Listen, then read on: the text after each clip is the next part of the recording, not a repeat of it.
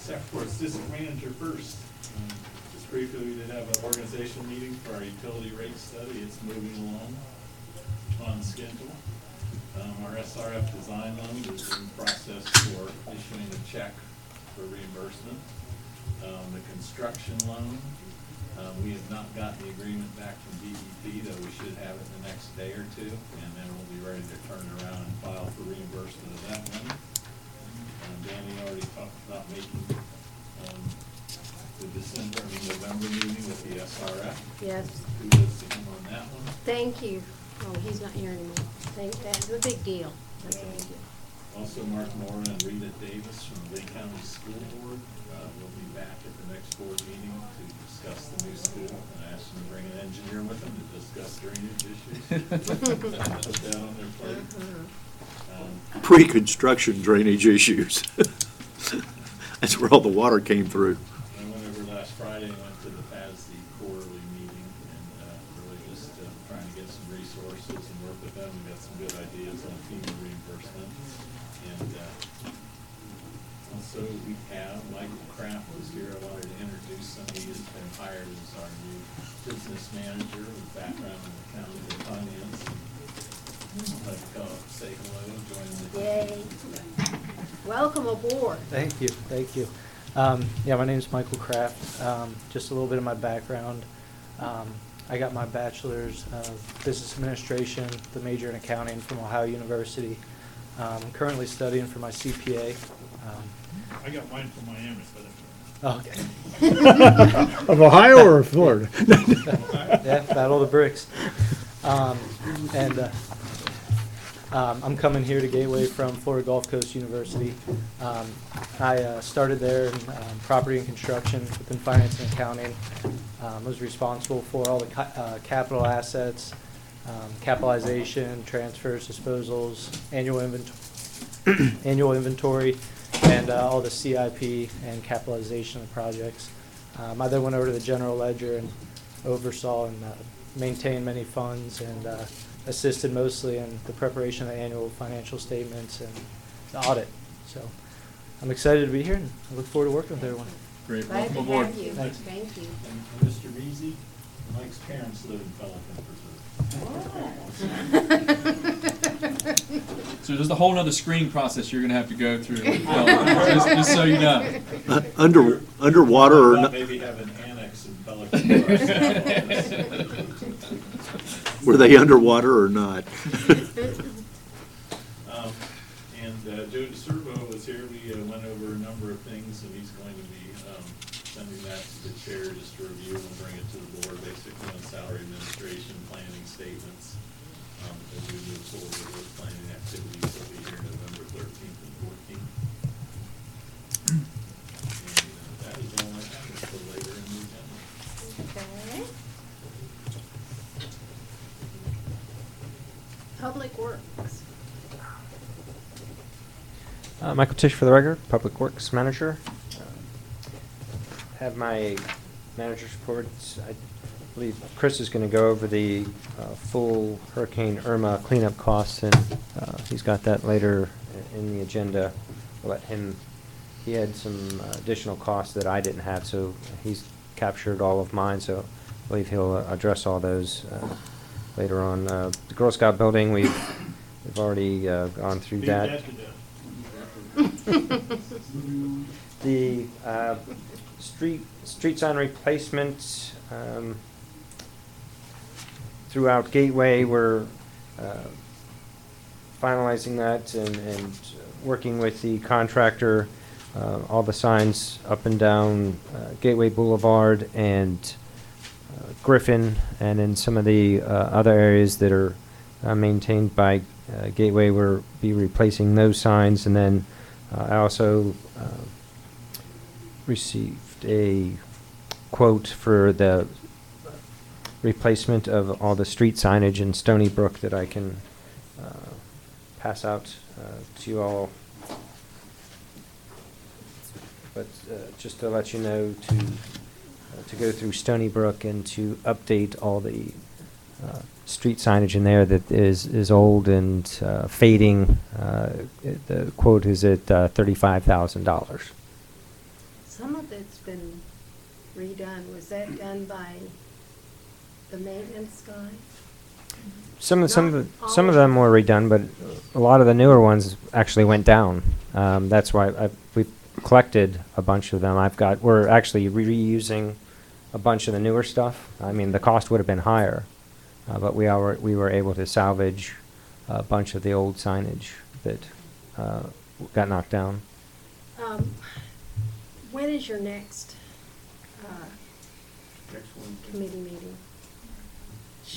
If you'll share that with Mr. McCulkin, let the committee work on that, because there may not be as many signs in there now that need to be replaced as you were before. Okay. Isn't this gonna be covered by the insurance? All this cleanup, isn't it, most of it gonna be covered by insurance? I think Chris is going to address that. We're looking at addressing that through FEMA. Mr. Dodd. Thank you. Can you help me understand why we are replacing signs on Gateway and Griffin that now belong to Lee County? Signs didn't go to Lee County. The Signs stayed with us. Under the agreement Under between the the district and the county, if we want to have other than their typical Steel minimum sign. code compliant signage, we provide them. the core level of service, Lousy contract. Otherwise, they'd have to go away. right, we have the signage in Gateway is considered decorative and way above the core level of service of the county. That's hence the replacement of all that to the tune of, and just in Stony Brook at $35,000. That's not including what was damaged in the storm. $1,000 a sign. Thank you. It's amazing. We paid about $750, I think, initially. Ours are $1,000 a sign. I had another item Yeah. on the report Yeah, with right. regards to the Sherman Soccer Complex at the concession stand. One of the things that had come to light recently in talking with Chris is that other special districts had found themselves on the bad side of lawsuits dealing with people getting sick from foods that was sold at districts' sporting complexes. So to address that issue, we've asked each one of the leagues that actually sells food at the out of the concession stand to there's a certification process that they can go through the state of Florida that's online. Takes minimal amount of time, and I believe that the cost is under $10. We just asked them that we want somebody from each one of the leagues to be responsible for food safety, so they bear some of that liability, then they're being responsible for making sure that food is being handled properly and that the district doesn't have all that liability. I thought that was rather reasonable. Some of the, or one of the leagues thought that I was being unreasonable in requesting that. One of the other, of the two leagues that use the concession stand, one has already had somebody go through the process and become certified, and they provided me with that certification. The other league has not complied as to this date. One of the things that I told them, if they would not comply, that we were going to lock them out of the concession stand. Good for you. What kind of, give me an idea, what kind of food were they selling that was, Hot dogs, pretzels, but that food can Pretzels? become contaminated by people touching it with their hands. And as Chris pointed out, other districts have been sued because of people becoming sick with foodborne illness attributed to that which was purchased at a special district's facility. thank you. Okay, and it's only one person, it's not everybody that's Right, I'm just asking them for one person to become certified. to become certified and then be responsible for seeing that the concession stand was run properly. Is that right? Correct. I mean, there are, we did some research, and there is a they differentiate for-profit and non-for-profit organizations. The bar is much lower for non-for-profit, and those organizations that operate for-profit do have potentially have a higher level of standard that we found that their certification could be quite a bit more intensive if the board wishes them to pursue that. In looking at it, the certification that the one league has acquired and the other one apparently will get, that's adequate for what we need. I guess that, I'll let Chris opine and what his thoughts are. Well, we're looking into that, and we talked to the county and asked them what they required in some of theirs. In some cases, they have vendors that use food trucks, they're licensed. In other cases, they aren't real sure and haven't looked into it that closely. When you look at the state requirements, if you have someone that's serving food for money to the public, and even if it's on an intermittent basis, if it's more than X days a year, they require a license. And if you have that license, then you would have to have somebody that had a food manager certificate, which is extensive. That's 40-hour class to take that. And right now we're looking into, it's profit, for-profit, and some of the details in it. But we've kind of stepped back and said, well, get somebody to take the class that's in your organization, and at least you've taken a step in the right direction. Mrs. Flaherty, do you have a question? No, not right now. Okay. Right, and I guess that was one of my questions. Does the board feel that that's adequate to require them to at least get some form of certification from the state to sell products out of the concession stand? I think, for my opinion on it is that if it's a liability to the district, then yes, we should require that minimum certification. Okay. And I've put that in that, when one of the items is coming up is in the contracts, and I put that in the contract. And I was going to revise that if you didn't feel the same way that I did. I think we talked about that earlier. The RV site plans will go ahead. From what I heard from the board, we'll go ahead and move forward with the DO plans for the RV site. And we will. We're not going to get a Girl Scout building, so I think we probably have funding. Good point. Should we put an admin building on top of it? So can we just look at some of the initial estimates, and from a budgeting perspective, look at where available funds could potentially come from if we put it on the 2018 docket? Stephen? Well, we had a cost estimate that they had prepared. What was it, 230, something like that? Yeah. 230,000. I still feel like that was on the high end, but That was Actually, for a with Cadillac. things with as busy as contractors are, I thought that was on the low end. So we'll see. yeah.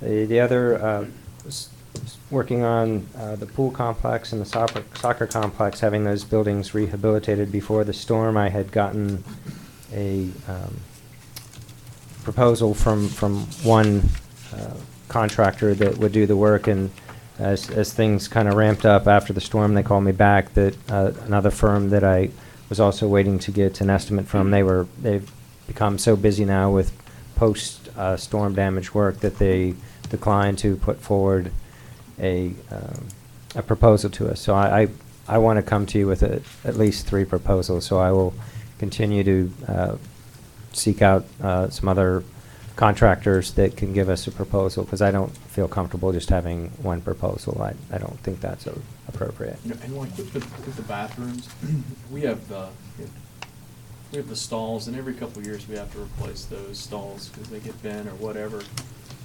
I mean, a lot of those concession stand or park environments, they'll have just concrete block dividers. You just paint that. You don't have to worry about damage for those. And the one area is just ventilation in those bathrooms, and maybe some self-flush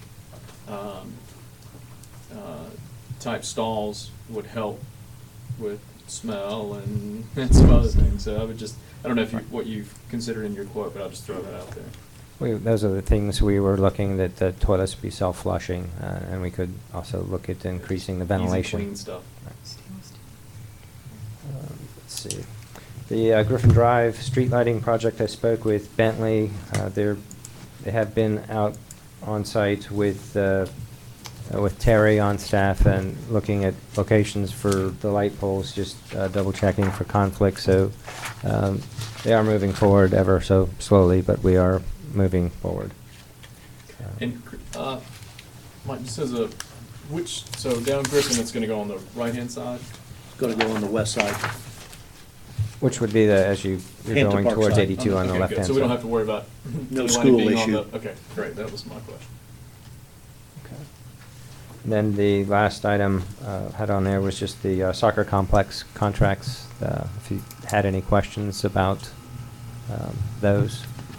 And the contracts that you're putting into play, that's for next season, correct? Some of them, few of them were actually retro, go back to cover some of the, one of the contracts expired in August, so it would be retroactive, but we're not looking to charge them for the lighting fee.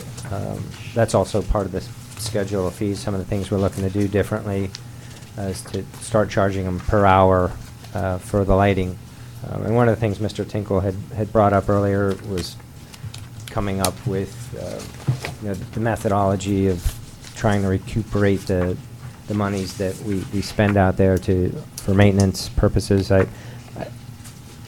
I would ask that, just this initial charge per hour, having them, the other leagues besides the elite soccer, they've been paying a fee, but the football people and the GSA, they're going to be paying per hour to use the lights. I'd say we go through this second half of the season, see what our revenues are, and then kind of look at it after that. And I would also ask that those revenues that we collect, that we're able to capture those and put them into a fund that we can use for maintenance. So it becomes, it's not something that rolls into the general fund and disappears. We need to be able to stockpile that money year after year, so when we do have a major maintenance event for the lighting out there that will occur every 5 to 7 years, we have a pool of money to pull from, and we don't have to to come to you to ask for hundreds of thousands of dollars to Yep. Excellent. Bentley has indicated to budget preliminarily $30,000. So I don't care how we do it, but I want to see in that contract, or those contracts, the equivalent of $30,000. If you divide it by 1,000 hours or $2,000 an hour, whatever the hours are that you're going to bill, the magic number is 30,000.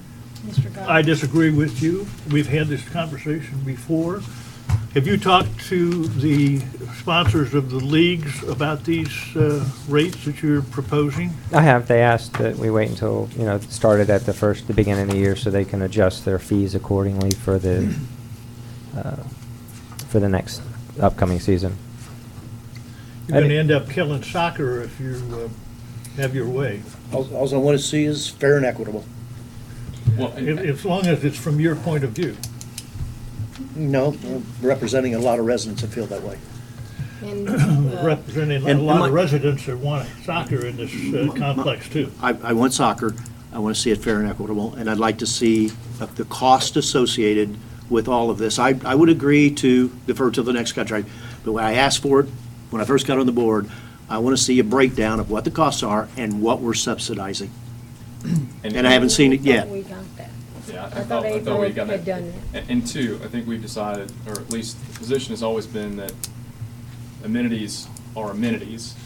The pool, the soccer complex, and that we're not looking for an absolute return based on revenue to fund those. Part of that is part of the amenities, and it comes out of taxes. I do agree that revenue is generated, and we should be leveraging that revenue to either offset some of the tax costs or to put back into the leagues and the facilities, because there's things at the pool that need maintenance, need enhancements. There's things at the soccer complexes. There's goals that we're replacing now. The goals that we're replacing them with aren't the same ones that, you know, that the CSA had originally had made, which are heavier. They lasted for almost 15 years, and some of them are even still out there today. The goals that we're replacing them with are not quite as sturdy. We're not putting wheels on them to make them easily movable. So there's a lot of wear and tear. We're going to have to replace goals. There's benches that need to be replaced that we haven't replaced so far. We're requiring sandbags on the soccer goals. But again, the bags, you step on them with cleats, they get holes in them. Now we got sand everywhere, no sandbags. So we need to really be thinking more broadly about how we're going to support. And we've had people in these positions that were supposed to be overseeing Parks and Rec, but there's never been a real holistic vision on how to best utilize the fields, how to make it as efficient as we can. One way is either raise the lease charges or figure out how we can generate additional revenue. We've got 2 or 3 months out of summertime that we've had requests for camps and other usage where we can add additional revenue that typically they're shut down.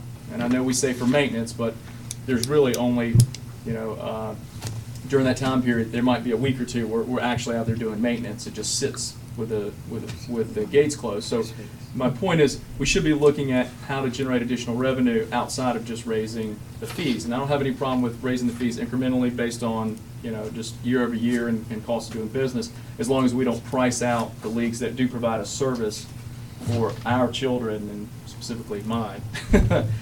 So I would just, you know, as you're looking through, Mike, to do that. And also there's a component of change management. It's making sure that we communicate to the leagues, and we've got a two-way path of communication, and that we, you know, get them, make sure they're aware of what we're changing, why we're changing it, when we are. And I don't think we've ever had a meeting where we've pulled all the league leaders in and had conversations either prior to their season on what enhancements they need, what restrictions or concerns we may have, and then on the post ending of each one of those leagues, again, talking about things that we would like them to do and have that more of that collaboration effort. I would love for that to start happening because I think we'd get probably a much better response all the way around. Can you, for the next meeting, Mike, working with Stephen if necessary, can we have a breakdown of what the costs are to operate the soccer complex? The only thing that I haven't been able to capture is the way that the mowing cost, that actually what Mainscape does, the way that the contract was written, Ask them and they can break it down. it was all lumped together. They can break it down. I'll see what we can. I'd like to see what the number is of what is the cost to operate that, because the one thing that we know that we don't have in there right now is we have no R&R, none. And we've been told it's about $30,000 a year to anticipate the light changes on the 2 phases out there, the one that we did earlier and the one that's the newer version. And that money's got to come from someplace. Mrs. Flaherty? Yeah, oh, thank you. Mr. Tesh, I have some questions. Light poles. There's some missing light poles in Stony Brook between Stone Valley and Stone Valley. It's a loop. Okay, that FPL has not put back. Also, there's a light pole that's down in the second median on Gateway. That's just laying down there. Right. Is that going to be picked up soon too? No, that's going to be, it's laying there because it needs to be erected by Bentley. Now, we're aware of that. They have to get a fixture to put on that. That went down in the storm, and that's the new pole that replaced the one that broke. Okay. With regards to the poles in Stony Brook, those have all been reported to FP&L, Okay. and there was an FP&L contractor in Stony Brook Yeah. supposedly replacing the poles, And light those- poles. I reported all the ones that we had that were down in Stony Brook, and FP&L was supposed to, I didn't follow up with them because they have a contractor that comes in and replaces all the ones that went down. I can reach out to them, try to find out what's going on. All What right. was the location? What the name Between of? Stone Valley and Stone Valley, it's a loop. And we'll, and under action items, we'll get back to those, the Sherman Soccer Complex contracts and agreements.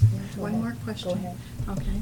Last week when I was going around with Freddie and Al, We found out that the sidewalk responsibility for repair is Gateway. and- Where? In Stony Brook. 'Cause Okay. they were, right? So my question was by a resident, because of that, why is not Gateway responsible then for cleaning those sidewalks? Well, it's not Gateway, it's Gateway on behalf of Stony Brook. Right. So it's, just goes right back to your, like, as if your association was doing it. And I think if those sidewalks are scheduled twice a year, are we doing them twice a year? No, So this is a side street, it's not the main street. This was one of the, then it's the property owner. because Gateway was repairing the sidewalk, that's, The sidewalk in front of my house is my responsibility to clean. There was some damage. We were doing some repairs from the sewer repair, and I had that fixed. That was on us. And there were some other issues that I identified when I was there, so I had them pour a little bit more. I was questioned if you were repairing it, then why? Sewer, it was a water sewer issue. Thank you, that clarifies it. Thank you very much, that was. I One already asked. follow-up, Mr. Banks, the reason we don't utilize the fields during the summer is they're resting. They get so much use throughout the season, grass. they're actually overutilized. Each field's only supposed to get 300 to 400 hours usage for the year. And we far exceed that, so the fields actually need that amount of time to rest, so they don't get, I mean, if you come out and look at them when the season's done, they're not really looking good until they start again. Hey, Mike, That's I've been Bermuda out here grass. 15 years. I've seen the fields for 15 years. I know there's certain times where they need to rest, but there's some more creative ways around rotating the fields to give the fields that need the most rest, because you're not talking about adult usage on these fields. You're Right. talking about kids between 3 years old and 15 years old. It's not the same level of usage that you would see on other No, fields. we can work with And the I'm not leagues. pushing back on you, I'm just Right. No, we can telling work you. with the leagues to rotate, the utilization of some of those fields, because they, year after year, they use the fields, for the same age groups, and I was looking at that myself, and I had asked the leagues, and I said, I guess there's issues with him going out there and putting pins out there so he can stripe it properly, and it was There's more. some creative ways Yeah. and we've got some of the best fields in the county. Oh, we do. So, Mike, we have a street light, while we're talking about street lights out, West Links and Daniels intersection, down the one that has all the newspaper stands out in front. There's a light out there, it's been out for some time. And that's a pretty dark intersection. All right. Did you have anything else? That was it. Madam Chairman, if I can ask Mike a question? And I Certainly. apologize if I missed it, Mike. On the proposed revised fee schedule, is there a hearing date that you're planning on bringing it back to the board, or do we have 10 days advertisement requirement? We need to put that on, The next board meeting maybe for the board discussion? yes. Thank you. Public Works Manager. That was him. No, I'm sorry. Sorry, That's after 5. utility manager. One of you two, the other one. the one without a tie. Kenny Hall, utility manager. What do you do? The master log is done for the fire hydrants. Mr. Guy, we have 577 total fire hydrants within the district boundaries that we have. Holy smokes. I'm gonna go 3 either way, because it could be 3. That's on that list. There might be 1 or 2 out there that are hiding in a bush somewhere that we did not find. 3 But, my number show. The total Is that for sure? number of unrestrained fire hydrants is 133. Holy smokes. That is a very big number for a very small district.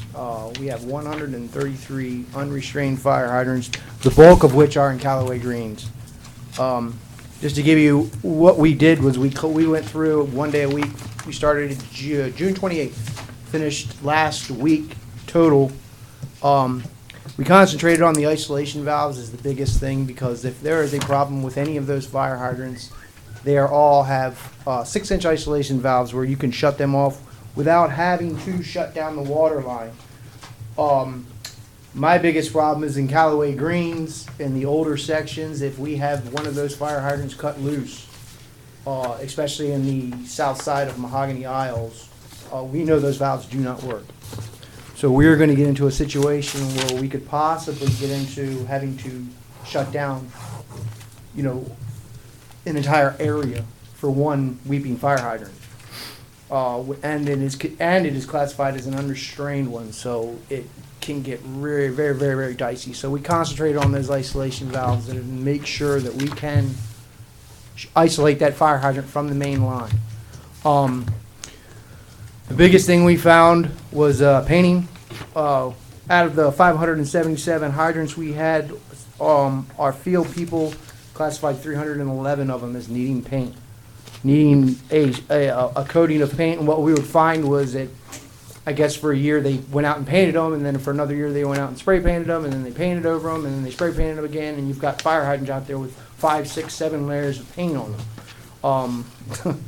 To go out and basically sandblast the fire hydrants off to where we can get a decent coating of paint on there. Again, Callaway Greens was the biggest. It was the biggest area where we would find them with 4, 5, 6 layers of paint on them, where it's just flaking off. We found a lot of rusting caps, and the biggest. And what we've done now is we're going back and fixing all of the minor issues that we found. The biggest is the buried pads. We found fire hydrants with no isolation pad valves. We dig down about a foot, there it would be. Clean it all out. I'm trying to get out to the HOAs on every HOA agenda and get in front of them and let them know that we're coming through and starting to clear everything out. What the fire hydrant program has morphed into is we ended at Daniels Preserve, and we kind of piloted that area. And what we're doing is putting in 2 guys on a truck with a power washer, and we're going through and we're just doing everything. Meters, valves, irrigation valves, water valves, sewer valves, looking at the sanitary sewer, cleaning off the caps. The biggest thing is the sewer cleanouts. Every 2 houses has a cleanout pad. And what we found out in Stony Brook especially is the cleanout pads are buried and they're cracked and they're not, half people don't even know they're there. And what happens is that's where our I&I is coming from. So we've started to dig them out, and as we dig them out, we find no caps, we find cracked caps, we find all kinds of stuff. And so like I said, I estimated 3 days to do all of Daniels Preserve, and we're at 7 days now, and we're still not even halfway done. So it is a very, very, from fire hydrants, it morphed into everything. We're trying to make every effort to let everybody know that we will be digging up a sizable chunk of your front yard. That pad has to be open. If we have a mainline break or a weeping leak that turns into a pressurized leak on a fire hydrant and we cannot get to that pad, it's not where we want to be. To get out in front of that, we are trying to get to the HOAs to let them know. When you're talking about a pad, what pad are you? The isolation pad. Every fire hydrant that in the district fire has that hydrants. isolation pad, and Yeah. if it's in the residence yard, Gotcha. it's buried. Okay. They don't know it's there. Once we let them know what's going on, they're yeah, no problem. But we're talking a 3 foot by 3 foot chunk of sod with some of them are as deep as a foot, where we have it's turned into something that we did not expect it to turn into. Okay. We have 47 Mueller Royals. We are going to try to phase these out. Again, the majority of them, the bulk of them are in Callaway Greens in the older sections. There are no spare parts available with these, so if we have a problem with these hydrants, it's coming out anyway. It's not going to be able to be repaired. If we bid out fire hydrants in bulk, you get a much better price, depending on when you do it. We have to say there's going to be about 47 of those that we're going to have to phase out. And again, with the HOAs, I'm trying to get to the HOAs and get on their agendas and get out in front of them and let them know what we're going to be doing. I'm putting a high degree on the master metered communities, because that is where the bulk of our irrigation water is going through these master meter communities and get out and talk to them, let them know what's going on. I've been successful with some not so much. The majority of it is the master meter communities. That is where the bulk of our water is, because if you look at the numbers, You're talking potable, no, irrigation. irrigation. Yes. Not potable, irrigation. The irrigation. There's only what, 3, 4 of them Master that meter? are master metered? No, I have 12. 12 are master metered? Yes. I thought Daniels Preserve Magnolia Lake, Santa Luz. and where? Daniels Preserve is the biggest one. Daniels Preserve, I knew about that one. Magnolia Lakes, Cypress K. So those have a master meter and then It goes an in. independent distribution system within, and each one of those houses is not metered, it's just straight usage. So if I want to turn All my of water Pelican on. Preserve, the 2 new lines, Casella is a 6-inch, which is not very much because there's just not much there. Prado, Pistoia, those are another 2, and they haven't even really started the residential usage yet. But the big thing is at least the usage is being measured at the master meter. Yes. So it's a use issue with us, not an expense issue with us. No, yeah, and we're trying to get out there and let them know what's going on and try to get, to form a plan so that we don't run into what we ran into last year, where we're having just astronomical usage, and we're gonna get to the point where 8,000 gallons per minute is our magic number right now. That's as much as I can give you. Maybe a little less. In reality, I would say 7,500 is a better number. Yeah. The new Wilo that we have, we can get 2,100. And we were getting ready to install another one. But those master meter communities just will, if it's there, they'll water. And you can look, and with our metering system now, we can tell exactly where it's coming from, who's doing what. But with those communities, it's impossible to do because they don't have a meter. You can just look at the total usage, and you get a real clear picture of where the Well, bulk of that every water. one of the communities is under the same deal. The entire county is under the deal of 2 days a week. And So then you that'd get be into storage real- issues, but then that's you get a- into, we're gonna run into storage issues with that. To me, that's a real easy way to do it. And we talked to the rate consultant, is we can't fine, but we sure as heck can have a separate rate for use of water on a non-use day. Yes. Oh, yeah. That's correct. So if they want to take in, for example, in the master communities, and they want to use the water, we'll just meter it, and instead of it being, the first bracket's 35 cents, then we go to $1.25, then we go to 5, we go to 50. And that would definitely get their That stops it. attention. That would stops definitely it. get their attention. Because we can't be taking and allowing them to deplete the supply for everybody else. Yes. And it's there. The numbers are there. With our metering system, we can tell. I mean, we can tell down to the gallon, I where know. it's going, how it's going, who's using it, what time, everything. We have all that information now. So what I'm trying to do is get out in front of them and get them aware of what's going on. And the electric usage, which we budgeted for 91,500 for this year for pumps, for lift station pumps. And just to give you a kind of a window, B1 and B9 were replaced with 2 brand-new flights. And on B1, which we went actually 10 horsepower increased the voltage, increased the line power coming in, redid the panel. We saw in the first year about a $2,000 drop in electrical usage. And we did the same thing with B9. We put 2 more brand-new flight pumps in there. We saw a $1,300 drop, just in general overall usage of that. I've got Increased capacity and reduction in, so you had cost saves there? Well, B1 was a 20 horsepower station, had 2 20 horsepower pumps. We upped it to 30, and in order to do that, we had to swap the wiring coming in and increase the width of the more lines efficiency. coming in. Yeah. But what we did was we increased the horsepower, and we saw a dramatic reduction in the electrical usage. I have Girl Scout, Stony Brook Master, and Hampton Park are all coming out, and they're all going to get replaced with brand new pumps. What do those pumps cost, Kenny, average? Right now, we're looking at about 7,400 for a 20 horsepower, 5,600 somewhere in there. It pays for itself, I think. B1 is location, Oh, B1 is at the right next to the Gardner Building. okay, Right on on the Griffin corner, Gateway. And Gateway nine- and Commerce Lakes. And 9 is right over here? B9 is on Griffin Drive, right what I next thought. to, right across from Silver Lakes, right there. We replaced those with 2 brand-new flight, we went with a different model, and we've saved almost $4,000 a year in overall electricity just by doing that. So I'm swapping 6 of those ones out. The rest of them are gonna go into, our stock. And one last thing is, we've budgeted for lift station upgrades since the storm. Now, we've had some spirited, with the utility people, we've had some spirited debates on this where our current design and where we are swapping the old station and going to a new design, we're taking them out of that vault. I'm not so sure that's a very good idea with what we saw with that hurricane. We're extremely vulnerable if those pumps are pumping out and it goes up and out and then back down into the force main. If we get hit on the other side of that force main, that's it. The game's over because we cannot bypass that. And another thing is the force main pumping by is going to find a way out.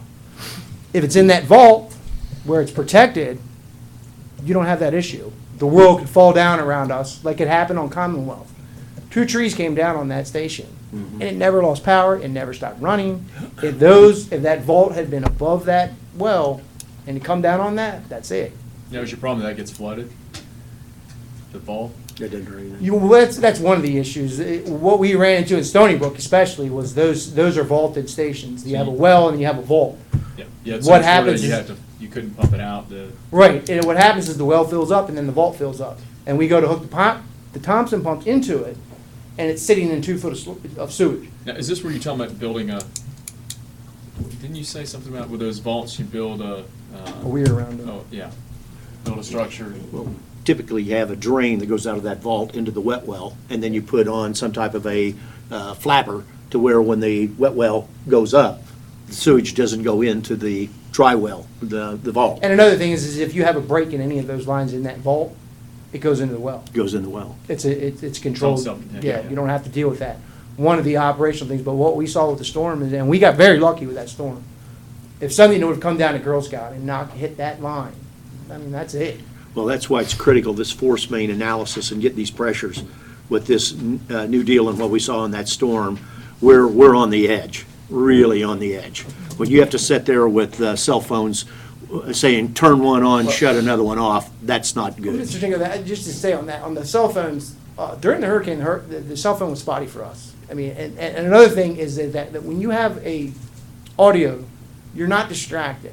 And when my guy's standing there around their equipment, they're standing there looking at their phone, trying to type what each other's. You don't have that. You just hit it on the thing and say, I'm here. You know, for an emergency operation, I'd much rather have an audio communication as opposed to the guy standing there with his phone trying to figure out what's going on. The point is, we shouldn't have to do any of it. That's the key. In a perfect world. Yeah. But I researched some of that on that force main, and that's not an issue. That a lot of people are dealing with that. But when it gets built out, yes, that's going to be a big issue with that. And then I've been talking to the Cummins guy to get starting to get preliminary estimates on the generator that we're going to install at Stony Brook. He's coming back out again tomorrow. I'm not completely sold on the generator. I'd much rather see a bypass pump. Say, going through what we went through with that hurricane, that Thompson bypass pump is superior in every way, shape, and form to those generators. I'd say those generators are great for little satellite stations, but when you have a real issue, you can bring that Thompson pump in there and pump that station out and be on your way in half an hour. Generator, you come in, you have to wire it in, and you can only run 1 pump at a time. That Thompson pump can drain that well and boom, be done. The money is a different issue, but how much it would be, the cost that Thompson would charge us to do that. But if we could, I would much rather be in favor of doing a Thompson bypass pump station as opposed to a generator. But I have to get there first. But we are having people come in and give us bids, see what it would take, and that's all I have. Thank you, Kenny. Any Hey, questions for Kenny? Yeah, one quick thing. So, Kenny, have you communicated anything out either through the HOAs or through our communication channels? So with the hurricane, a lot of people have not been using their irrigation. So they're going to start using it. They're going to find Right. issues. We're going to have blown heads. We're going to have uprooted irrigation systems. Can we do something to get in front of, encourage people to do a walkthrough with their irrigation, check it, or have their irrigation person come out and do a Yeah, system we check. can get information out to them Okay. through the utility bill is one good way of doing it. When they And see I- that water spout going up in their yard, Yeah. that's gonna be the Well, first but one. not if it's running at 4 in the morning and it's just Right. gonna spout until, you won't even see it, They'll Oh, feel it. 'cause But we that's- got a call last night at say about 2:30. That was one of we get that all the time. Well, and that's the where I would most have, common one. have them taking a look pretty closely at the numbers. If we're seeing spikes, let those residents know as quickly as possible. They may have an irrigation issue. and they Yeah, need when to we check do, it. Leslie and Vicky are very keen on that. It'll only go They see 60 a crazy days. usage. Then they'll see it on the bill. Well, they see a crazy usage. The meter tells us that, you've had 12,000 gallons for your last 3 waters, all of a sudden you got 30,000.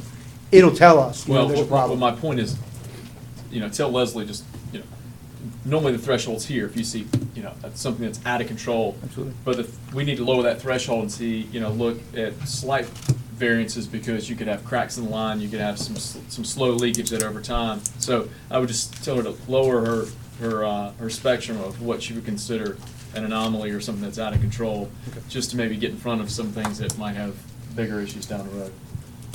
We'll do it. Yeah. Thank you, Kenny. Thank you.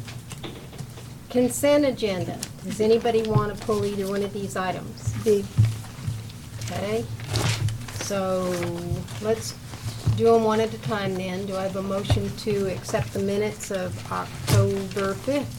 So moved. Second. Okay. All in favor? Aye. Aye. Any opposed? All right. B. Okay, page 82. Okay, our budget was $2,269,434, and our expenditures was $1,913,680. There's a difference of about $355,000. Could you explain where this money will go for me? What page is that? 82. Sure. Stephen Bloom, Severn Trent. These are your September financials, which makes them the last set for fiscal year 2017. They are unaudited. We will be starting the audit process shortly. In terms of the expenditures, as we've kind of talked about before, at year end, anything that's been appropriated lapses, so you will not be able to spend under this budget. This money, any extra money that you have, and you look at the line right below it, which is $405,631, which is the net of your revenue and expenditures for the general fund. That's going to go into your cash reserves. It automatically happens. This is a part of the budget cycle. The board does have the option to take that money and spend it on other stuff, but it has to come to the board. It is not automatically spent. It is not automatically touched. There is $114,838, which if you go up a little bit on that page, I just wanted to mention that money is what was budgeted to be transferred to your capital project fund. Again, as we kind of go through the capital project cycle, that's how money gets put into that particular fund. So that money will be transferred as a part of the year-end process. The net of it, again, will show up in your unassigned balances, and again, that the board has the option to do what they need to do with that, but it has to be approved by the board, and it'll have to be approved separately. Thank you, Mr. Boone. Any other questions for Stephen? I Okay. motion to Approve the financial? approve the financial, accept the financial report. Second. Okay, any other discussion? All those in favor? Aye. Any opposed? All right, that brings us to action items, hurricane cleanup costs.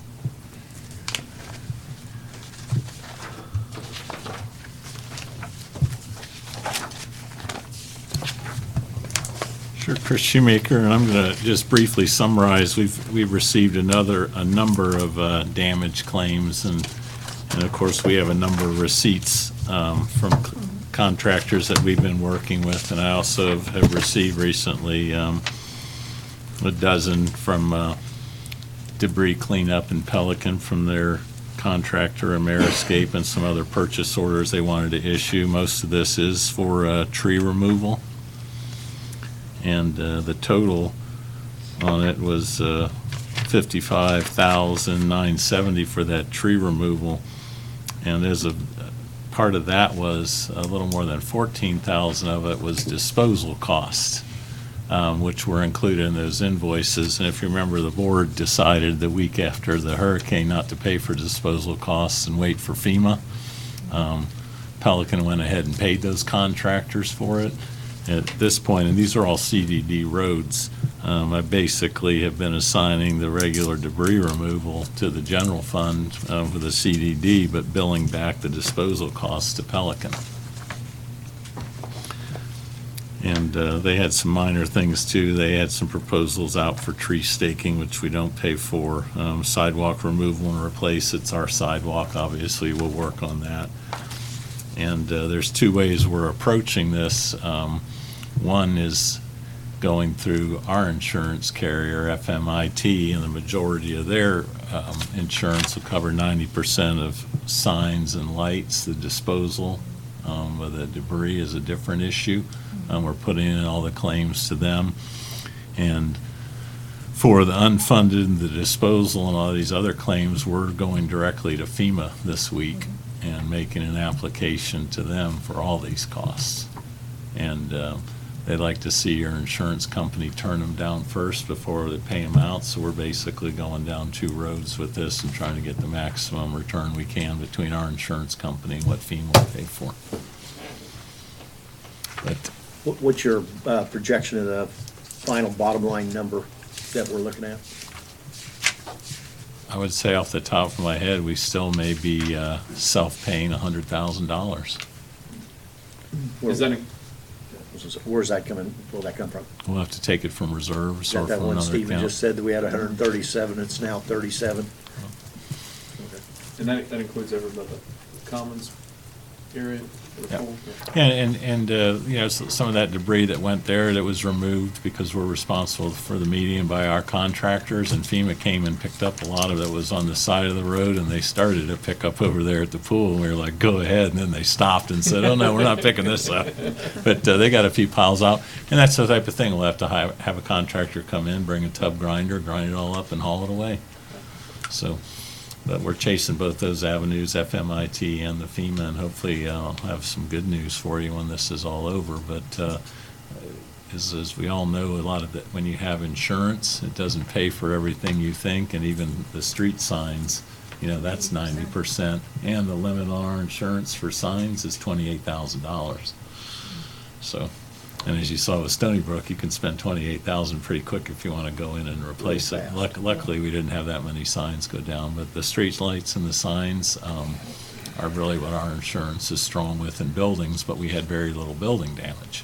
You know, besides some soffit, you know, at the soccer park and some fans and minor things at the pool, none of our buildings were damaged. So,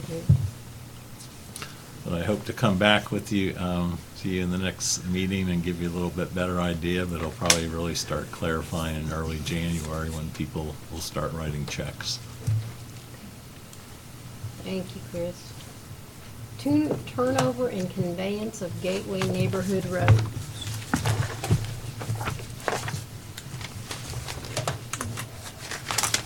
And this is our little segments, correct?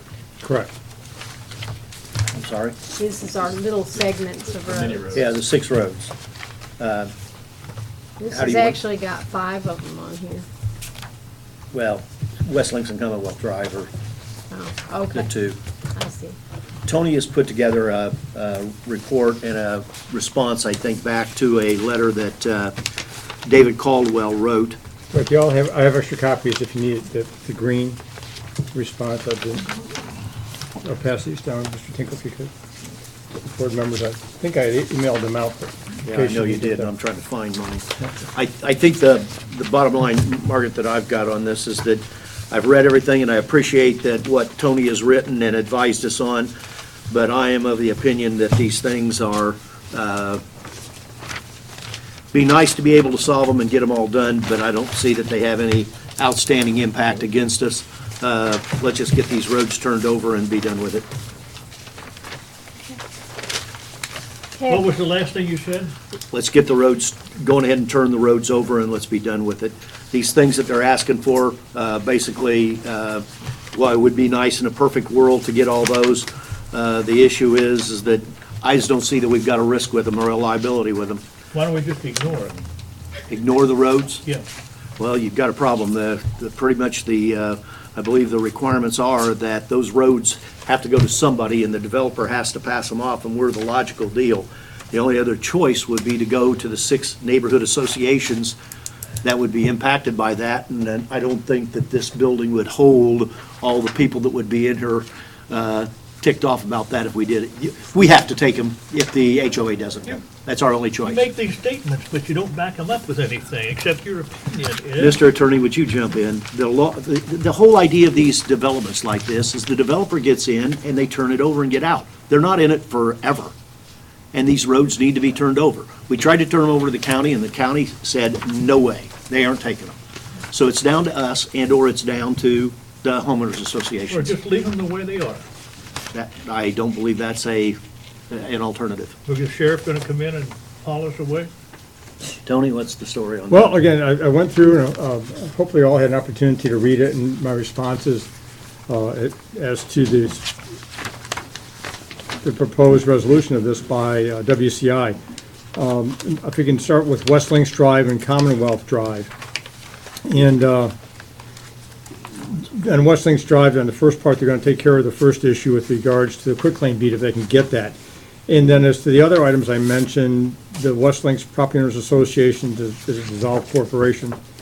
And the board can make a determination any risk of enforcement from the West Links Property Owners Association that's dissolved is de minimis and unlikely, and except those roadway segments. When I get down to Girl Scout Lane, the fact that the Pinecrest HOA, which is an active HOA, has refused to release any of their rights. They don't wish to release any of their rights. They won't give their approval. In my opinion, that's problematic. That sends up a red flag, in my humble opinion, that they will. But what? Give me an example of what they could do. An With example. regards to, let me go back through the original memo. If we don't. Because what's important is to look at the original memo. Well, I think the issues were is the landscaping, the street signs, the thing that they could have an objection to. They haven't had one for 28 years, why are they gonna have one now? I've had many We situations have where that issue people. with the Girl Scout building. That's right. Yeah, I Yeah, mean, we're and talking about and stuff that we're taking. I can't, well, someone could tomorrow raise an issue, and then whether or not it's a valid issue, whether it's defensible, whether we can say latches, which is a concept if you waited too long to assert your rights, whether we can assert waiver or estoppel. You know, if we get into a mudslinging contest with them, it's gonna cost money, and we may not prevail. And with regards to, let me go Coulda, back woulda, and, shoulda. I'm sorry? Let I me go. said coulda, woulda, shoulda. Well, and I know over in Pinecrest too, they're talking about scraping and resurfacing those roads. And I know that little strip in Girl Scout needs, Yeah, but we don't, this road terminates at the black line, which is the back side of those lots. So this has nothing to do with what Pinecrest does within their own individual HOA. Oh, by the way, I'm we- saying that's kind of area that also is gonna probably need to be addressed. Well, Somebody's got to cover it, either we cover it or they Well, no, cover it. the road, keep in mind, WCI came in and ground all those roads and resurfaced all those roads. That was a part of the deal that we had with them, and then they put in the various pavement markers and all the things that bring those up to standards. So up to Pinecrest, we're up to snuff, we're clean. All that's been done, and I believe Tetra Tech has signed off on it. All that's done. The only thing that hasn't been done is the official turnover. But here's the problem from the perspective of Girl Scout Lane. They can, their approval is required for any modifications to any development order or development permits. So we go into Lee County and try to get a development order or development permit, they can say no. With regards to antenna, I know it sounds small, but if we need an antenna for a utility system or for any other system, they can say no. With regards to we're a member of their association. I don't think the board wants to be a member of their association under their bylaws. And that, and so those are my concerns. And again, they could decide tomorrow that they want to be difficult. Okay, well, let's get down to reality. And once again, the Our board can make, choices are- the board can make a determination that they're willing to take that risk. Our choices are to accept this as it is, or we take it and we shove this road down their throat. Now, which one do you want to go? I don't know how we shove the public road down their throat. With We Girl- have it assigned to them, not to us. with Well, You that's tell up to them. WCI, you send it to the HOA, not to us. And they can refuse to accept it. I mean, you can't make somebody like that take a deed. And I'm asking you the property. legal question, then what does the developer do? I don't know. They can either create a shell corporation, they can keep ownership themselves, or try to give it to the HOA. I think we're just With making Girl trouble. Scout Lane, I'm confused as to how our taking Girl Scout Lane makes us a part of the Pinecrest POA. It's the way the. No, it doesn't make, it's the way the covenants are It's written. the covenants. The covenant, and again, when I got to the tail end of this, part of my level of irritation is, we didn't create the situation. I didn't create the situation. The developer created the situation by crafting and drafting documents that covered roadway segments. And the developer allowed their controlled associations to dissolve before taking care of these issues, and the developer, and so that's what's annoying to me, quite frankly, to say, oh, the district is being the pain in the neck now because we're not accepting it just as we want to give them to. WCI controlled the whole process all along. Nonetheless, there, as I mentioned, there might be a de minimis determination on some of them, like the West Links Property Owners Association is dissolved. I have no idea then what entity could try to enforce those. So that's why that could be a de minimis determination by the board of any difficulty. Pinecrest obviously is an active association. And Pinecrest, if they wanted to, could try to assert these rights. We would then try to argue, no, they don't have To them. what rights? What rights would they assert? Require approval of any development orders and permits in the roadway. Require approval of any placement of any antennas in the roadway. So if we wanted to put up a transmitter or an antenna for part of the utility system or any purpose, they could say no. We could try to go in and modify development order. I have no idea what 5 years down the road from now the district would want to do. They could say no. My role is to find out what the boogeymen are, okay? And I've seen many situations where you think nothing is going to happen. Everybody's going to be happy forever. And I've been, Or unfortunately. unhappy forever. Pardon? I said, or unhappy Well, forever. and they're happy forever until forever ends, and then they become unhappy. And again, so if I go back to the roadway segments one at a time, the West Links Drive and Commonwealth, again, I'm comfortable with the board makes a determination that any risk of enforcement is de minimis under that scenario, because it is a dissolved property owners association. With regards to Girl Scout Lane, again, the issue with regards to the antennas, the signs, and development orders, if arguably the Pinecrest HOA could say, we are going to challenge you on any of those changes. Why they would, I don't know. Why did they object to the Girl Scout building part amendment? I don't know, okay? And again, and on Devonshire Lakes Drive, WCI did not address the need for another entity to convey a deed. And so the Devonshire Lakes Drive issue would be resolved with one more deed. Commerce Lakes Drive, if you notice, I say it's acceptable. Eagle Point Drive, it would be acceptable. And so the only one that I think is really problematic is two things. Devonshire Lakes Drive needing a deed from that Gateway 4 P11 Inc. and a resolution of the issue on Girl Scout Lane with And regards to Pinecrest. Devonshire Lakes Drive comes from their HOA. As to the HOA deed, that would be fine. Waterford Village, they've apparently agreed to execute the quitclaim deed. But there is another entity in there called Gateway 4 P11. Where is that entity? I don't know. I mean, that's an entity, Does it exist? I can't recall. And they did not address it, how they would handle that. And so I'd like to see what the response is as to that entity.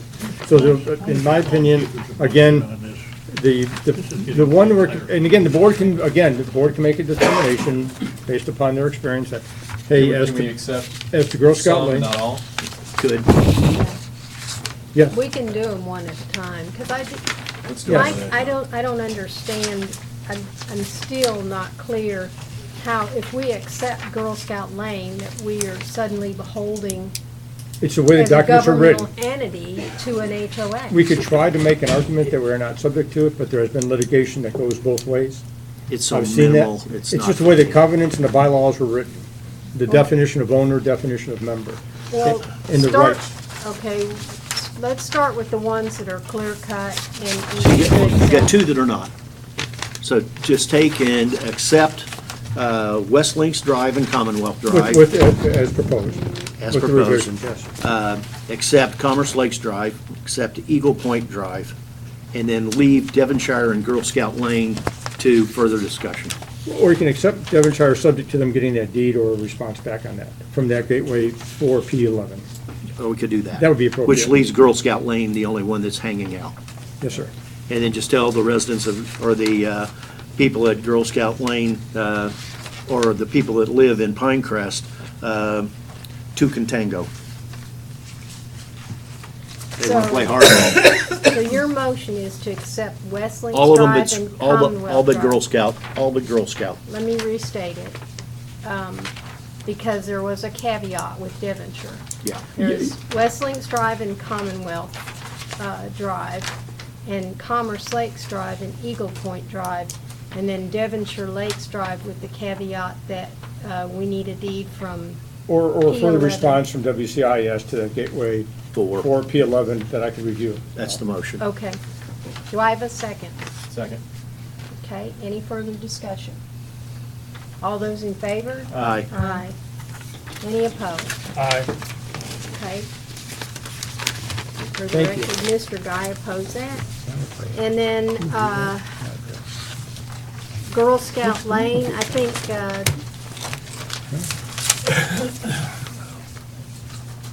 Which one? Pinecrest needs to consider taking Girl Scout Lane or giving us some kind of a release. That's my opinion on it. I think that's exactly where we go. I don't think the residents over there understand what's going on. Yeah, they're gonna be real happy when they get both a massage parlor and the road. No comment. I don't get it. Okay. They can't see the forest for the trees. I don't get it.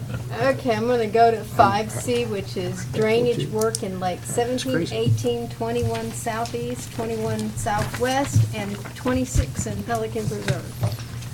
I'll handle this. This is just a continuation of the double-walled installation, catch basins and drain pipes at the lakes in Pelican. And Copeland Southern Enterprises has been doing this work for them on a lake-by-lake, project-by-project basis. This one is coming in, sorry. So, The work, Chris, you've looked at this and recommend that this proceed.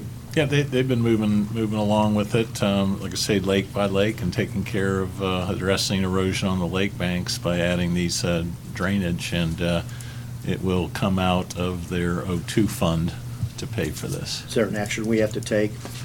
I'm just approving the project, and then I'll issue the purchase orders. Move approval. Second. I'll let you arm wrestle. Okay. Any further discussion? All those in favor, say aye. Aye. Any opposed? Motion passes. That brings us to 5D, which is the turnover and conveyance of Casella 1 and 2 in Pelican Preserve. Well, and it's back, and we went over this at the last meeting. It's been It's alive. continued, and I believe at the last meeting, the objection there was, I think Mr. Gephardt stated Pelican wouldn't have a problem if they'd cleaned the storm drains before they turned it over because of the hurricane. And I think at that time, Lennar said, no, they would not clean the storm drains. And they wouldn't do anything about the sandbar in the middle of them. Correct, even though that is really related, the sandbar, to Carina, not Casella. Sorry. But that will be coming up. Karina, Casella.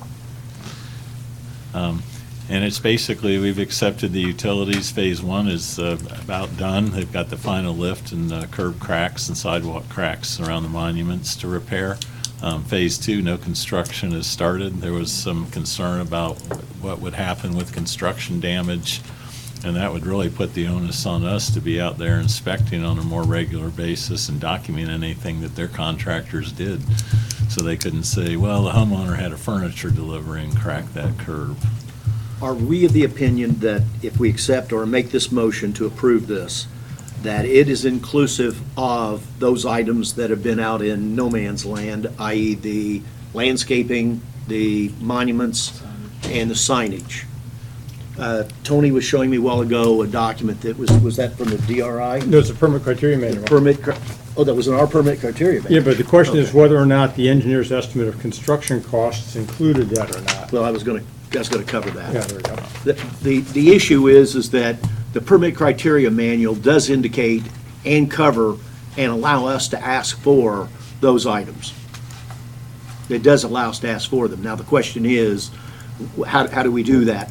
So I would be willing to make the motion of approving this with the understanding that WCI Lennar is going to furnish us with the cost of those items to be current with that, and that they will either give us indication that the bond that we're getting covers that, or they give us a separate bond just for those items, so that we're covered. Right, and the engineer's estimate does not include landscaping. It did not in this No. case?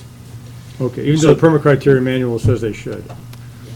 Okay, I don't think they included it in any case. I don't think No. they Okay. ever have. They didn't look at landscaping. I mean, they told us that. My deal is that if they want to read the King's English to us, we can read it back.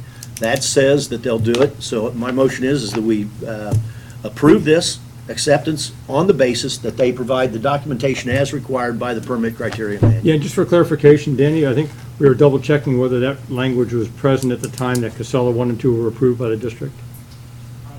99. I'm sorry, we were double making sure. For the record, Danny Nelson with Tetra Tech District Engineer. Yeah, all of that was after 2012, and that's, August 2012 is when that requirement was put in regarding the landscaping. So my memory is everything was after that, but we can verify. Thank you. So then on the basis that it sounds like it is covered by the permit criteria manual that was in place at the time, the motion would be to accept this turnover with the proviso that they give us the engineer's estimate of the cost of those items that are not included, which again would be the landscaping, the signs, and the monuments, and that they give us an indication either by something from the bonding company that it is inclusive in the bond that we've got, and if it's not, a separate bond that is for those items. And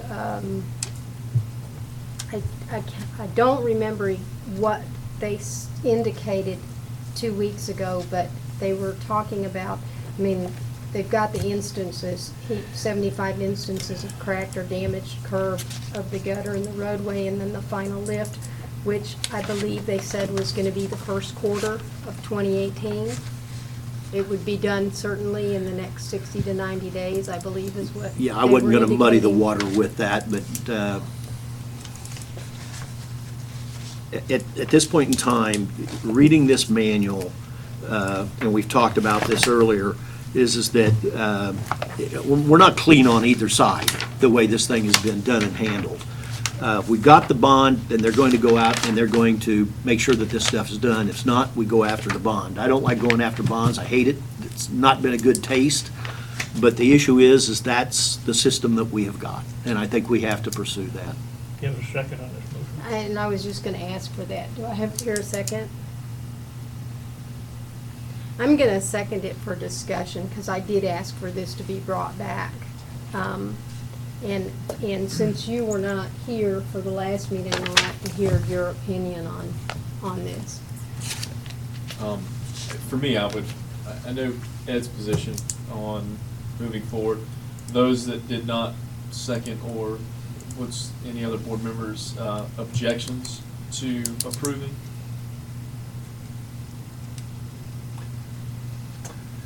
I will vote against this motion. I have to support the Pelican Reserve Advisory Committee and their folks that are on the scene on this thing every day. The Casella 2 hasn't even been started yet. And the letter we got from Lennar a day or two ago said that they are rescinding and reversing their offer for a larger bond. Okay, so they were gonna double it at the last time, so they're rescinding that. So Casella 1 is close to final lift, 2 still still the same, there's no, and it might be Yeah, years they hadn't- before. They hadn't started Okay. it. And they won't let us separate them. Okay, yeah, they want, So it's the same issue, nothing, little change. Nothing, little change. I could also add that the turnaround is a mess. There's bricks in it that are up, over, it just looks like, it's Oh, terrible. go ahead Casella- and say it. Cause, What's well, it it's look like? terrible, and Casella, he said, Casella's 2 hasn't been started, and that's a mess. And I'm always wondering if they're using, correct curbing, if they're using the right kind of curbing, if it keeps cracking, or are they using defective materials? And that's a concern I have too. If we're having all this cracking, normally you wouldn't have it. I think that. It's construction. Yeah, I think it's. It's construction related. Those heavy trucks carrying, product onto the lots, they just drive right over that curbing and it gets cracked. Why don't they wait to put the curbing in until after? This is standard. Yeah, just. And if we, Want to sell the houses with the next. And- and if we don't approve, then it's WCI's issue. So I'd love to hear from Phil. I wanted to actually hear from Tony. Tony, your impressions of the letter that we got from Lennar on this. What do you believe their next step will be? I don't know. It sounds like they're going to try to convey it, all this infrastructure to some other entity. And the question is, to the extent that there are permits out there that require, for example, any drainage, water management systems, the district is probably named as the operating entity. So they probably have to go back to South Florida, modify that South Florida permit to change the operating entity to another entity. And it has to be a perpetual entity and it has to have certain conditions and criteria. As to the road is on the plat dedicated to the district, but a dedication in this case could be construed as an easement, and they're asking to give us the fee simple. So we're not accepting the maintenance responsibility of the road. Could they try to deed it to some other entity and require them to maintain it? Guess they could, but the district still has the dedication to the district. It gets a little bit awkward.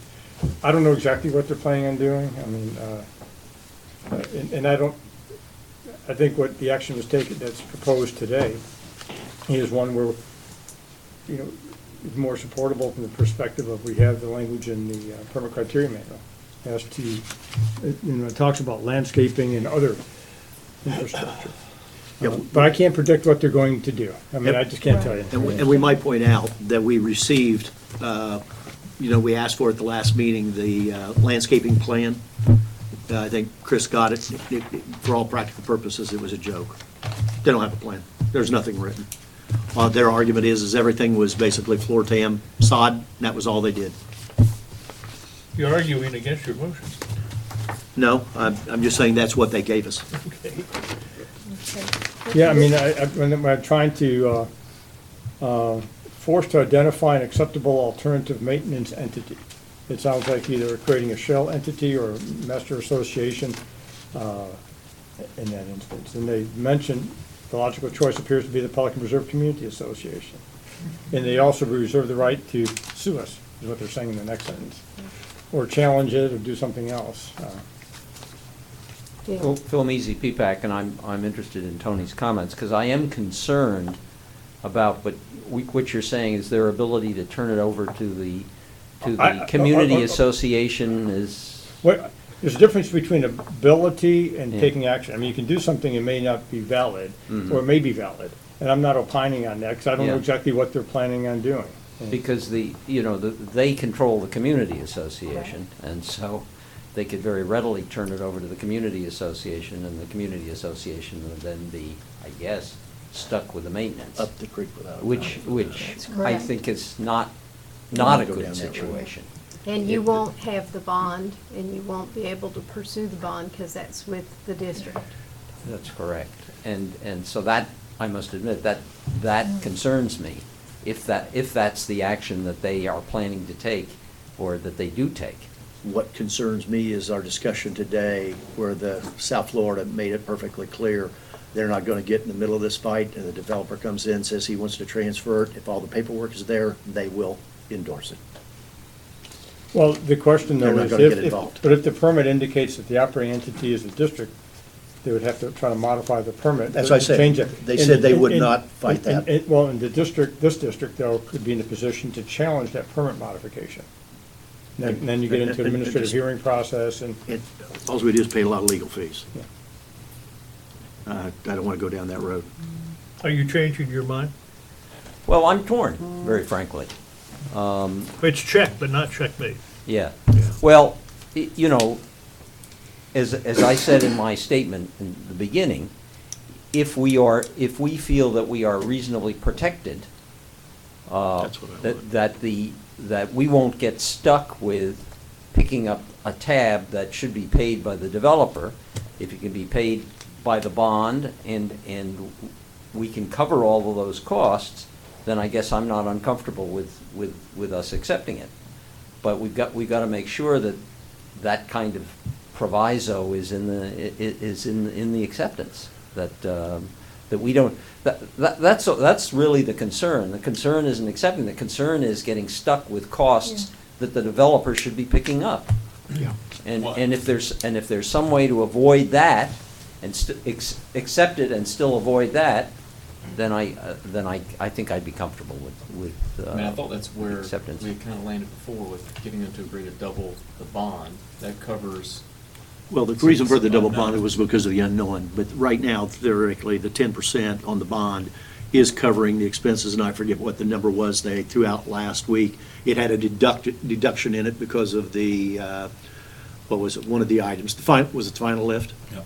Final lift had to be come out of it, so it was a little bit less than what we were guesstimating it, but that's what the whole theory of that 10% is, to cover those type of things. And your motion is, is covering the additional items that's called out in the permit criteria, which is the landscaping, the monuments, and the signage. Correct, that's extra bond coverage. So if they agree to that, and I think there also needs to be a stipulation, they don't withdraw the doubling the bond. No, they've got to take, under my motion, they've got to provide us with the cost estimate, the engineer's certified cost estimate pursuant to the permit criteria manual of what those items were. And they either say that they're a part of the original bond, and then we take 10% of it, or if it's not in the original bond, they give us another bond for those three items and take 10% of it. Either or. But we have to be covered. mean, I it's don't the know lesser that of we've two ever done evils, this to be before in honest. any of Gateway. I've never heard in 12, 13 years coming to meetings, I have never heard this come up before. We should recognize, of course, that this is gonna come up again It will- and again and again. We're and going to again. have to be- There are. Yes, we got to be more cognizant of all multiple these things tracks going to forward. To be Yes, I agree. conveyed. And I agree with you as the seconder of your motion, that those things have to be included. Have to be. And if they don't want to include them, then what happens? Well, I The guess, district does not accept the guess conveyance. we don't accept it, and then we pay legal fees. Okay, I just wanted to know the consequences. Thank you. I mean, Phil, I think the PPAC position, or maybe your personal position, has to change, just based on, the alternative, there's no insurance. I mean, it's higher liability, risk of not recovering any dollars. Mhm. Again, it's a lesser of two evils, in my opinion. Well, the thing that's frustrating to me is they want to draw a line in the sand, that's all well and good. But to sit here for the second time, this time memorializing it with something in writing, the last time it was verbalized at a public meeting that I went to with Hampton Park, and sitting there basically us look like we're the scourge of the earth. I don't like that. And two can play that game. So when it comes to next time we have project come in, the scrutiny is going to be just a little tighter. But at this point in time, I think with this motion, it accomplishes what we're looking for in at least resolving this at this time. I don't know any other way of doing it. Will you read back your motion, please? I forgot it since then.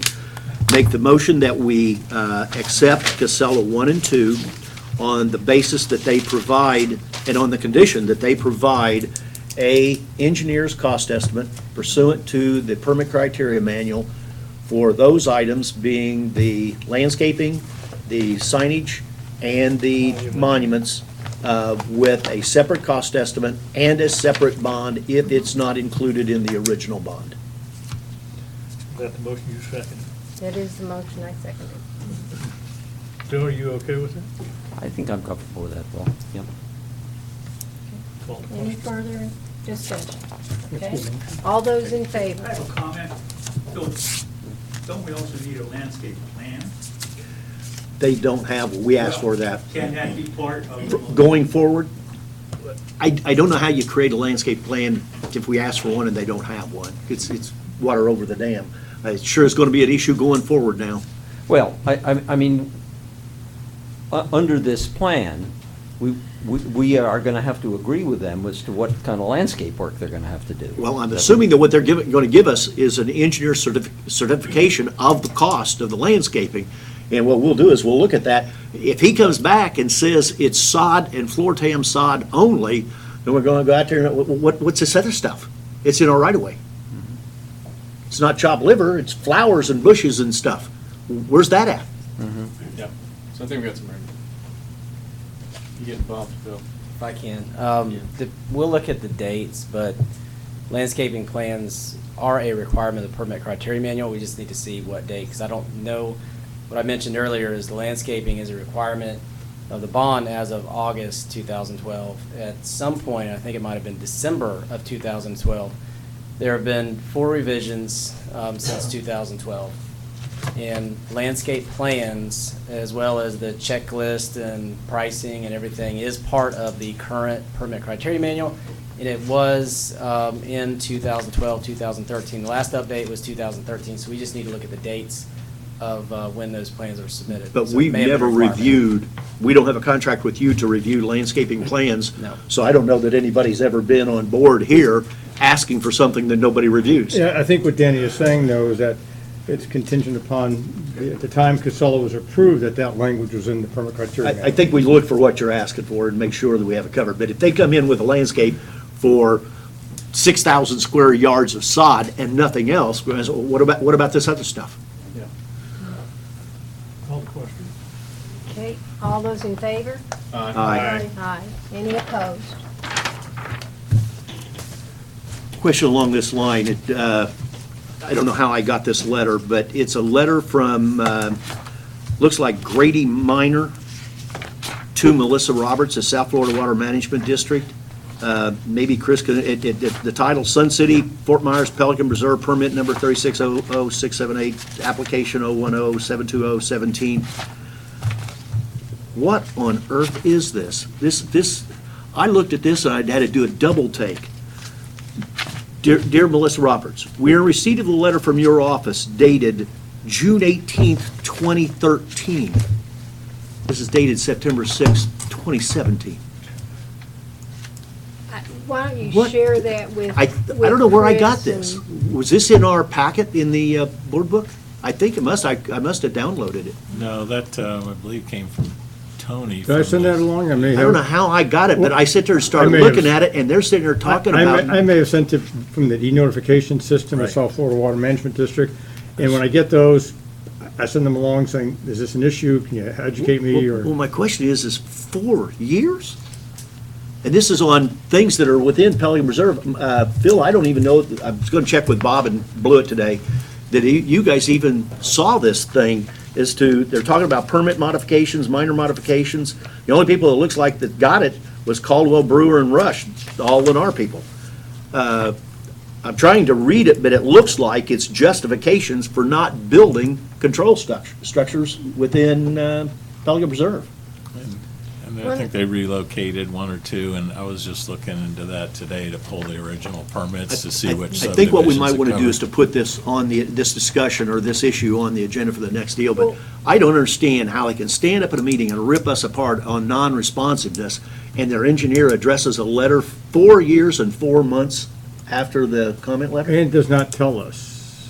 Oh, well, that's standard deal. Have you seen this? Yes, This I was particular looking at letter? it. Let's just put it, since not everybody has it, let's put this on the deal and put it in the book for the next week. Well, I don't know let's what we're see. consenting to. Well, and let him do some investigation, see if Investigation. it's something we need to And have on. and the real one is who's Grady Minor? It's a name out of the, Oh, they've been doing some work. Mike Dellett has shown up before and done. never heard their name. I've No. heard of RWA, I've heard of Johnson, I've heard of, what's the other one? Oh, Baracco. Who? Baraka. Forget that one. The one down, no, Thanks. small one. It's working over at Pelican with you guys. Waldron. Waldron. Oh, they're big. Waldron. But I've never heard of anything in Gateway from these guys. But my concern is that there's some real serious modifications here, that this is the first I've ever seen on control structures, of which I didn't even know Pelican Preserve, other than the two weirs and the one up on the We'll base do and it in six. two- Yeah. We'll do it Yeah. in 2 weeks. Get it covered. And Okay, no. if we need to, let him make Yeah. sure that there may not be a problem at all. There may be. When I see smoke around here, there's usually fire I know. following it. I understand. All right, 5E, this is Public Works Manager. This is the agreements and fee revisions for the That fakes me out. Sherman Soccer Complex. You're finally back up, Mike. So you have before you the contracts for the leagues with the revised fee schedule. And have you talked to the leagues at all about this? Are they aware that we're looking at Yes. modifying the fee schedule? And I think Tony said that we need to do a public hearing if we're changing the fee schedule, Correct. Yes. and that'll be in 2 weeks? We will advertise it ASAP. I'll get with Tony to advertise. Yeah, I've got a form of the notice I can send to you. And we have to have the proposed rates and schedules, though, available for public review when we Right, advertise. we have that. It's in the spreadsheet. Okay. So, no action today. If the board just authorizes setting a public hearing date, so that I can then insert that into the notice of public hearing. The only thing I saw is just the dollar request I asked for to look at, and have knowledge of what the numbers are. so is there enough time to do this for the next meeting? No, it has to be Public 10 hearing? days. So, And by the time we get to the paper and then look at it, so I would say the first meeting in December. okay. And the proposal, I think, Mike, still is to make them effective January 1st, but have Correct. the hearing Gives in us plenty of December. time to look at it. Okay. So, do you need a motion to set the public hearing for the first meeting in December? Yes, and what date would that be? How can you start set a public hearing when you don't have the agreement on the rates? He will have at the next meeting to where he can still meet the 10 days. Well, I thought the board agreed today that these would be the rates that would be advertised for the public hearing. No? That's what I had asked, to move forward with this for these, Okay. for this next scheduled or contract year, and then we will review the contract after we've collected fees from the leagues. Because, as I said, we have not collected any fees for lighting. This would be our first year. Let's see what our revenues are. Give the board a chance to, see what we've collected. Are you saying in English that we're deferring the charge of possibly $30,000 to next year and not this year? Well, I don't know that we could actually generate $30,000 in fees. I mean, the leagues have said that they can't afford. So are the That's not leagues, passing my test. are the leagues aware that there's going to be, they're going to be charged for lighting? Yes, they've They- received the contracts that you have in front of you with Okay. the fees, and they asked that we not implement that until I brought this up 6 months ago. January 1st. Okay. And Madam Chairman, to answer your question, and Mr. Guy's question, I believe, the next board meeting is the 16th. So if the board waits until the 16th to say, yes, these are the rates we want to advertise for the public hearing, we have plenty of time to Meet the next meeting. meet it, because December 7th is the next board meeting, the first Yeah. meeting in December. So there's plenty of time to get the ad in the paper 10 days in advance. Okay. Well, and then that's the question, do we want to go ahead and approve this fee schedule tonight? Well, you wouldn't approve it. You would accept it for Accept purposes them, of scheduling a yes. public hearing on December 7th. Because so, Or you can wait until the 16th to do that, and you still have plenty of time. right. Hey, and Mike, just, your fee structure was based on what? What were you trying to back into? Actually, April had devised, she had worked with the leagues previously, so I So didn't this is want to. based on April's original? Correct. Okay. She had done a lot of work to get to this point, But- And she had talked with the leagues, so I didn't want to, throw out everything that they had already discussed and worked through and to get to this point. But didn't you tell me that the stuff she had done was not correct? No. Those numbers? The numbers. $240,000? The numbers she had generated included All kinds of salary, I mean, overhead. all kinds of different stuff. The numbers I want to bring you are the number, how much we pay for electricity, how much we pay to cut the grass, how much we pay for the sod to be replaced each year. Those, There was into a the lot cost in to there. maintain the lights, what we paid, the $80,000 that we paid. Okay. But we're not, I mean, you're not operating an assumption that revenue generated from the use offsets the total cost. Oh, of no. oper- No Okay. way. All right. Okay. I just No way. just want to make sure we're on No, the no, no, same no, page. no, But- no. No. There's but a I'm portion. I'm totally agreeing to a subsidy. What I want to know is, what is the subsidy? Mrs. Flaherty? Yeah, I have a question. With the pavilion and the concession stand, about having a deposit put on them only because if they're not cleaned and somebody else has to come in and clean them. The deposit we were asking the leagues for was actually just for the restrooms, because we've had problems in the past with the restrooms being left in an unacceptable condition where staff had to go in and clean up some very nasty conditions inside the restrooms.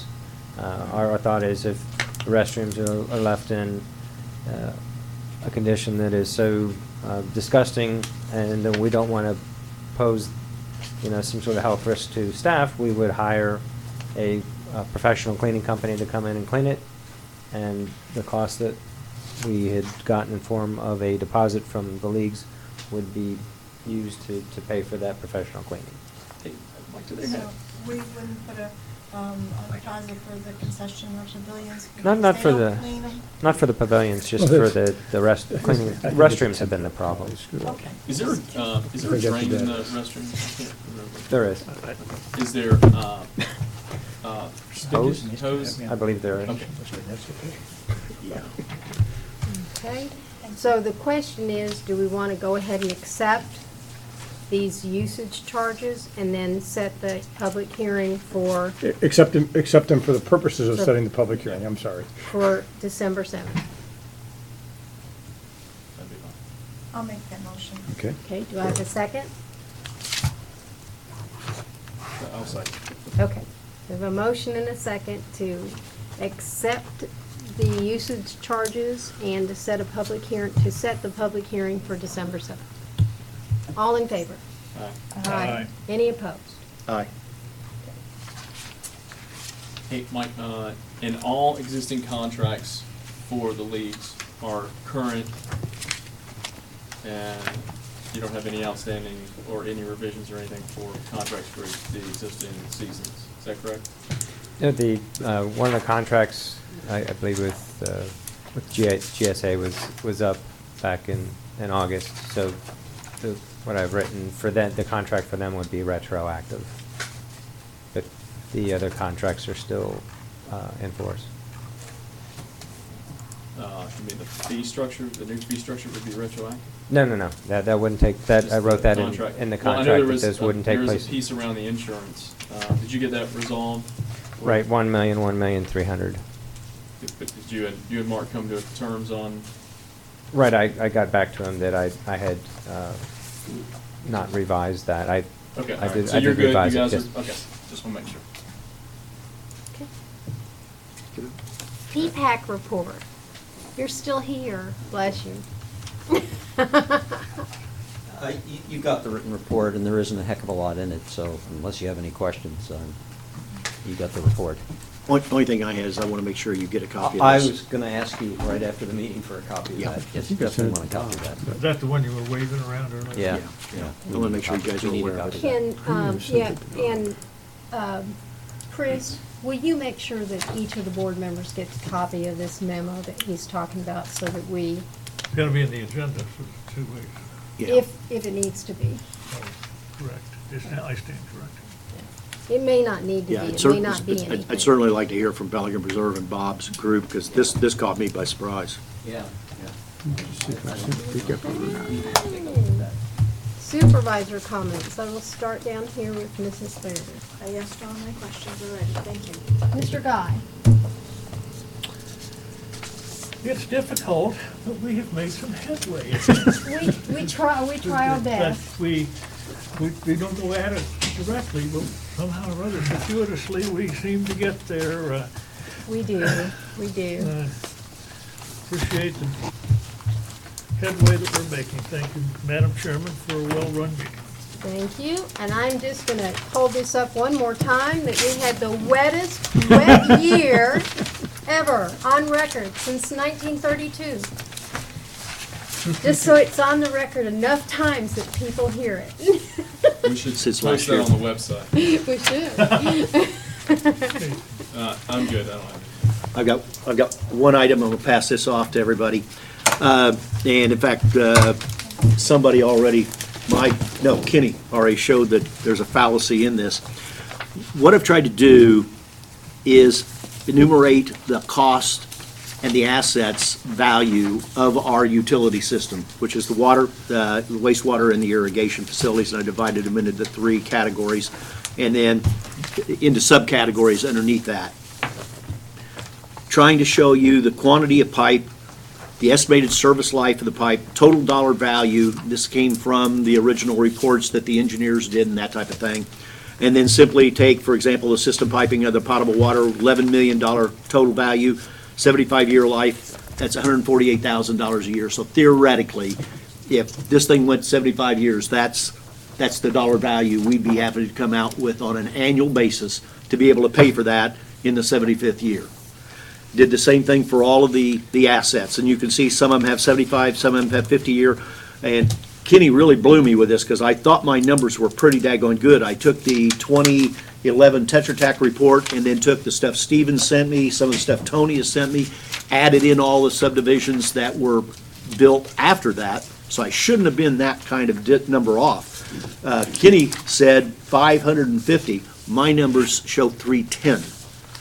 That's scary, that we're that far off on hydrants. That's a big number. 577. 577. But anyway, want to give you an idea of what the dollar value of this system is. I didn't add all these numbers up. Now, keep in mind, there are other parts of the system that are not in this, like when you're doing blacktop repair, manholes, and things like that, that are not into this. But when you add all that in, you're probably going to be about double this number right here. So 11, 12, 13, 23, 26, $36 million in these assets. And right now, we're trying to come up with a repair and replacement cost of which we have a budget item of 0. This is how vulnerable we are. And the big one is these pump stations that Kenny was talking about. There you're sitting there looking at about $7.5 million worth of work with service lives that didn't last very long. So, give you an idea of what the dollar values are of these, I give you one. Oh, no. That's all I had. If I may, Madam Chairman, just briefly, Certainly. I sent a copy of that September 6th letter that Mr. Tinkle had to Mr. Gephardt. So I'll forward it to Phil now. Okay. Anything else, Tony? Move adjournment. No, ma'am, I'm sorry. Thank you for that. Move adjournment at 6:23. Adjourned at 6:23. Aye. See with irrigation. What'd he say? You only missed by 8 minutes, that's pretty good. Timing. Oh, no, we said that, oh. You rarely get that close. We're not that good, it's just luck. Well, Ed, you saw this? That's the letter that Ed was. Yeah, I just sent it to you. Ed, you saw this too? Did I send this to you or not? I'm sorry? No, I did not send this to you. I don't know where I got it. All of a For sudden, me. it just showed up. I thought it was in the. You got it for me. I saw it in your stuff. This was also, I got this from South Florida. Yeah. I get all this still. Sir. Can I get What is that? That's when they relocated some reconciling Kathy, thank you for Is that